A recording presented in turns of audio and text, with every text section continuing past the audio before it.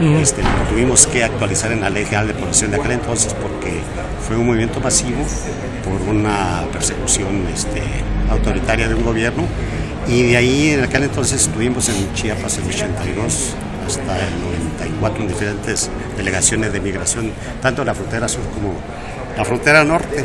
Y efectivamente, como dice usted, el fenómeno migratorio no ha cambiado mucho, ¿verdad? De aquel entonces ahora, pues es el anhelo de un pueblo, de una persona que busca o deja su lugar de origen buscando un horizonte dorado, que en este caso son los Estados Unidos.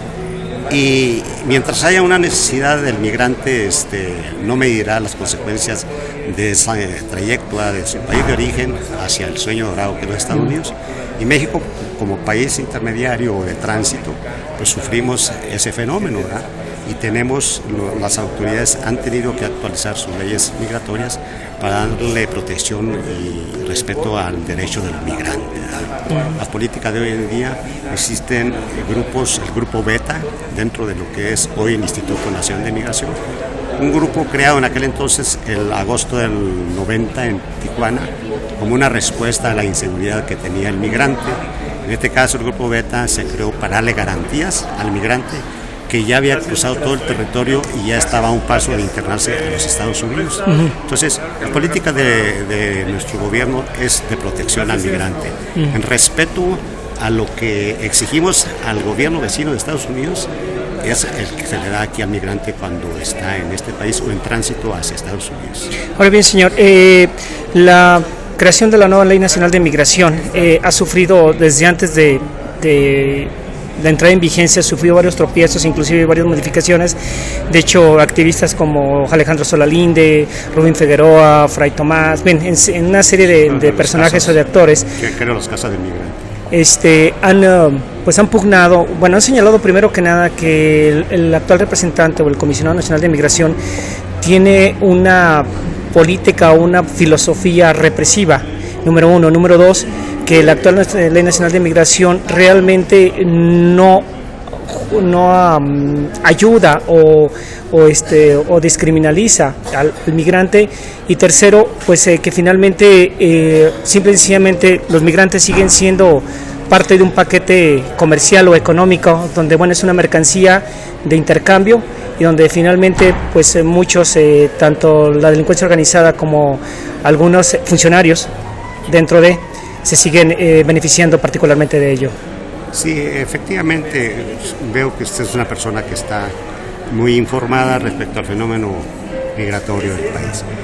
Las cuestiones de política de seguridad han cambiado, de ahí que la nueva ley, como dice usted, se le dice que hay medidas más restrictivas o más autoritarias en cuanto a la regularización del migrante.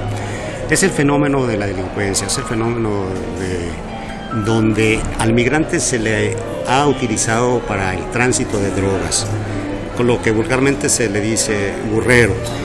Ya no nada más es una persona que va en mira de internarse para desarrollar una actividad económica en otro país, sino que se le usa como transporte de drogas.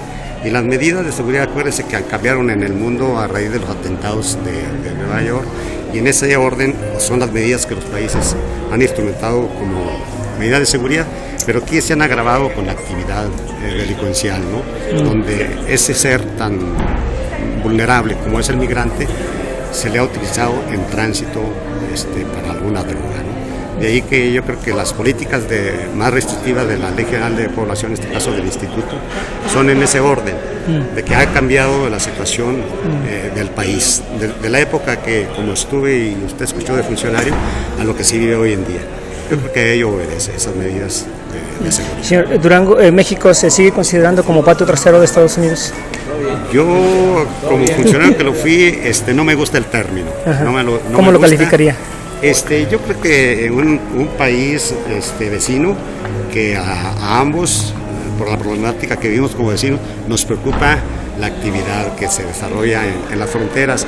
Pero no me gusta el término del traspatio, y yo creo que los presidentes en turno, sobre todo el actual, el licenciado Enrique Peña Nieto, sus políticas no han sido de aceptar esa intervención de Estados Unidos, sino que al contrario ha pedido respeto en esas relaciones bilaterales que se tienen.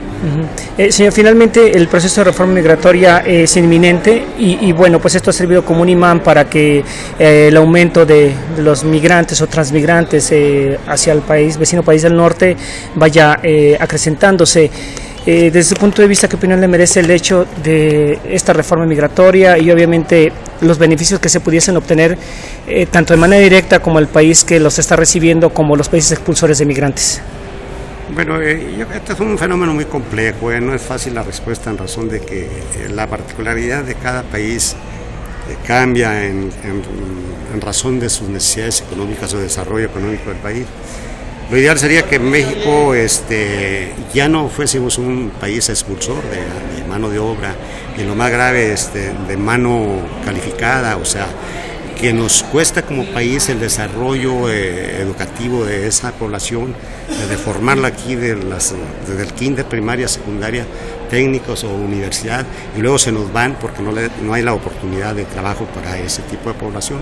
Entonces lo ideal sería de que ya no seamos un país exportador de brazos, en este caso de braceros o de científicos, técnicos, profesionistas que van a dar lo mejor a otro país cuando aquí lo formamos y nos costó como país la preparación y educación de esa población, ¿verdad?